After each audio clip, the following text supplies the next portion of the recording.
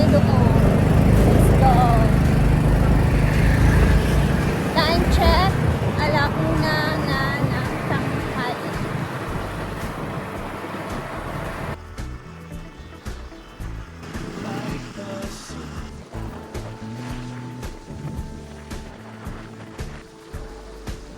Ang problema mo dyan pag mag-live ka karon. So, dito na tayo sa ating bahay, ha? Yung isa. Tapos sukod na ang kataas, 9 feet, 10 feet, o half feet, tulong ka 9 feet. Tagpiti man ang isa dito. Mo tanas ako pilay magastol tanan na yun. Hindi pa talaga ito natapos, guys. So, kasi, di ba kulang tayo ng metal cladding. Pero, ayan na, meron na tayong metal cladding dito. Ito na yung kulang natin ng metal cladding. Nakabili din kami. Ang uban bitaw babno kay nani gid ilaha sa tinuod lang. Kani. Oh, pinuha man, pinuha kay. So, meron ako nabasa nga pala na comment, bakit daw nakatapat yung aming pintuan or kumbaga yung aming front door, bakit nakaharap dito sa may parking area. So, explain ko lang sa inyo guys na ganito yung nangyari kasi nga nasunod namin yung lumang bahay na nakatayo dito noon nung pagbili namin ni Mark. So, bale, ano siya guys, nung pag-start namin magpagawa dito, yung plano talaga namin is i-renovate lang yung bahay na yon. But then, ayun, dumating yung mga panahon na medyo napag-isip-isip namin ni Mark na kailangan puliduhin na namin. And nakita namin na hindi pala siya pulido yung lumang bahay na nakatayo na dito bago namin siya na-bili. So, yun yung rason kung ba't nakaharap siya dito kasi yun yung bali na sunod namin kasi may mga viewers tayo. Pakita mo yung mga viewers. Hi guys! Welcome to my vlog. Asa na yung nag-eskwela?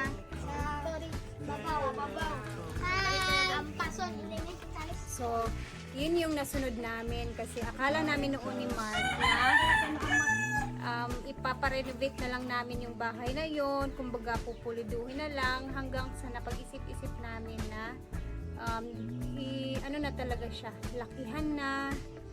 And then, nung mga time na yun guys is hindi namin alam ni Mark na kakayanin ba namin hanggang sa naging ganito na yung itsura. Kaya yung ibang mga nagko-comment na nagtatanong kung ba't ganito daw yung forma ng bahay, nakaharap dito, hindi sa daan. Yung unang bahay talaga nakatayo dito before, yun yung parang nasunod namin kasi akala namin na i-renovate na lang siya hanggang sa nakita namin hindi na pala pulido yung mga dingding, isang siguro hindi na yun abot ng mga 5 buwan doon kasi natatanggal na talaga siya pag ginaganon mo siya.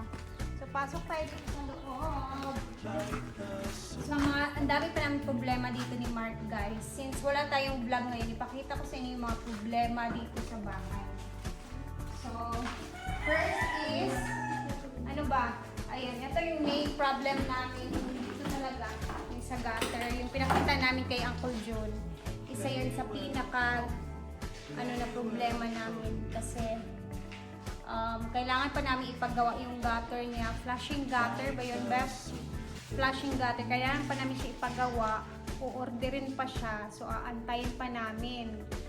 So, kaya din hindi pa namin ito mailagay-lagay yung mga PVC. Ayan, makita dito si mama na vlog mo. Parang gusto nila panoorin yung vlog ko guys na nagyayaw-yaw ako sa ang cute na mga bata. So, yun yung pinaka-main na problem na. Ay, sige. So, yun yung pinaka-main problem namin talaga ngayon is sa gutter. And then, hindi pa din natin siya pinapalagay dahil kailangan talaga tapusin muna. Dahil hindi ko pwedeng magsisiling ka, may problema ka pa sa tagas ng gutter or yung dingding na pinapagawa natin. So, ano pa ba? Yun lang. Yung comment lang yung concern ko kung ba't nga ba talaga nakaharap siya doon at hindi. Siguro kung masusunod lang ako guys at nakaplano talaga siya noon. Kung kaya lang namin ni Mark noon yung mga engineer, architect na yan, di ba Beb? Siguro maganda yung plastada ng bahay at nakaharap talaga siya doon sa daan mismo.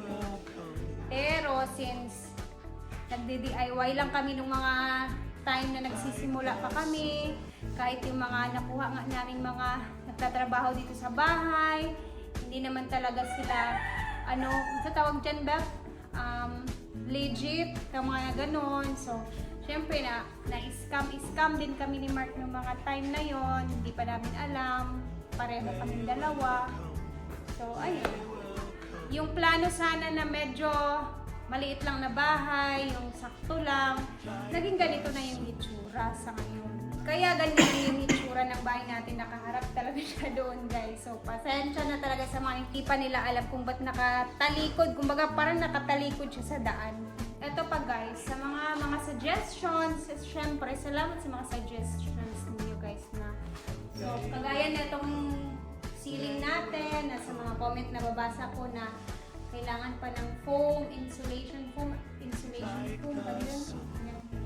pero sa totoo lang guys, no, para sa akin, no need naman na kasi ako, simpleng tao lang naman ako guys, sanay naman ako sa init, kumbaga lumaki ako sa init, sobrang pasalamat ko na nga na ganito na yung itsura ng bahay, hindi na tayo hindi kagaya sa bahay namin noon ba na siyempre, tagpi lang yung Siyempre, ako, sobrang pasalamat ko na ganito yung itsura ng bahay namin. Pero para sa akin okay na ako guys sa electric fan. And sanay ako sa init. And minsan nga ayoko ng aircon. Sa totoo lang. So, kahit walang insulation foam, tawag dyan, okay na ako sa totoo lang. Saka, at least kahit papano, maganda-ganda na yung bahay na titira natin soon. Ganon. So, yun lang naman guys. Simple lang naman yung gusto ko sa totoo lang. At sobrang laking pasalamat ko na talaga na ganito na yung itsura ng bahay na pinapagawa natin. And grabe na, para sa akin, grabe na na-achievements to na nakayanan namin ni Mark sa totoo lang. Kaya, kung ano man yung mga next step dito, syempre, abangan na lang din natin kasi para sa amin, paunti-unti lang din naman yung paggawa nito and kung hanggang saan lang talaga yung kaya namin, dun lang talaga kami. Isipin nyo, ganito na yung itsura.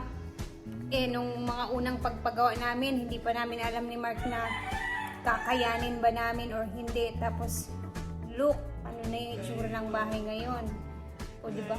Alam nyo, kahit itong pintuan na to, kahit sa iba na to, wala lang to, pero para sa akin, achievements ko, sobrang laking achievements namin na may ganito kaming pintuan sa bahay. Kasi alam nyo, yung pintuan namin sa bahay noon guys,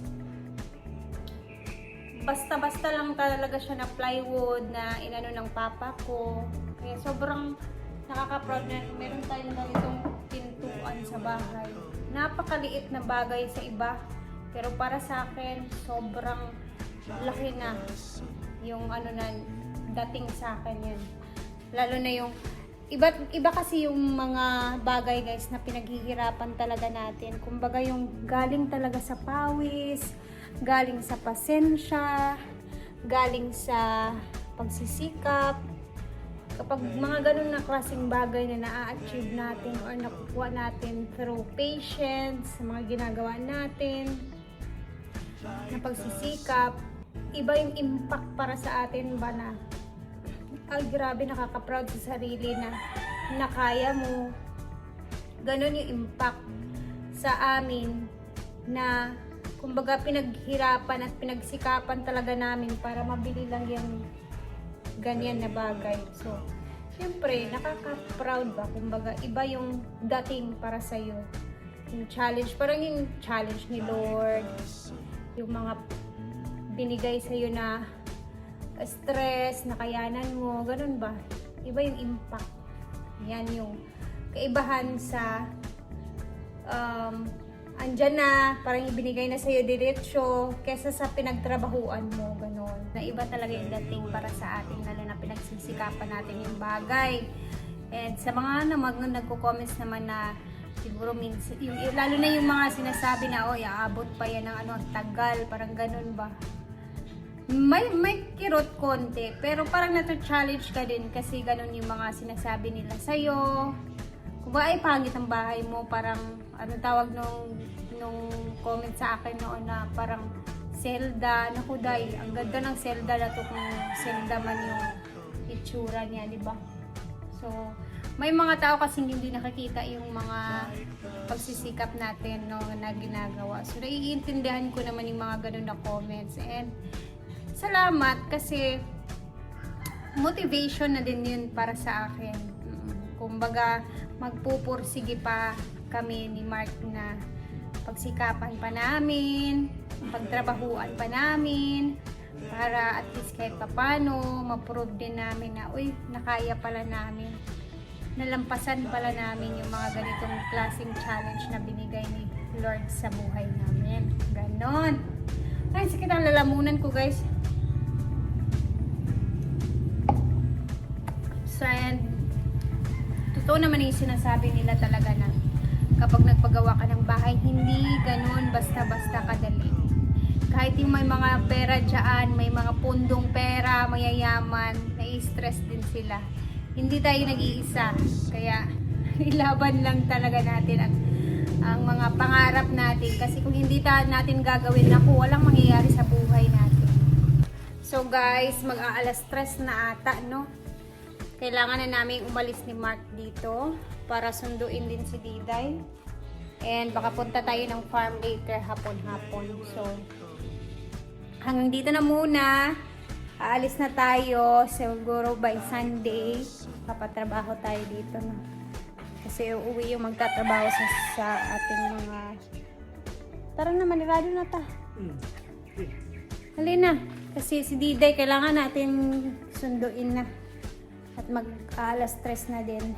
Ngayon tayo aalis na, guys. Thank you for always watching and supporting me sa lahat ng mga vlogs na ginagawa ko. And pasensya minsan kasi may mga times na nahiya talaga ako sa inyo minsan, guys, kapag yung upload ko hindi masyadong maganda. Pero ginagawa ko talaga yung paraan na kahit pa paano makapag-upload ako kasi may mga panahon talaga na syempre, walay yung mga uploads natin. Kaya pasensya minsan. Sana naiintindihan nyo ako. Anyway, hanggang dito na muna and magkita-kita tayo sa next na itsura naman ng bahay na to. See you and sa farm naman tayo later. Bye! God bless at mag-ingat tayong lahat.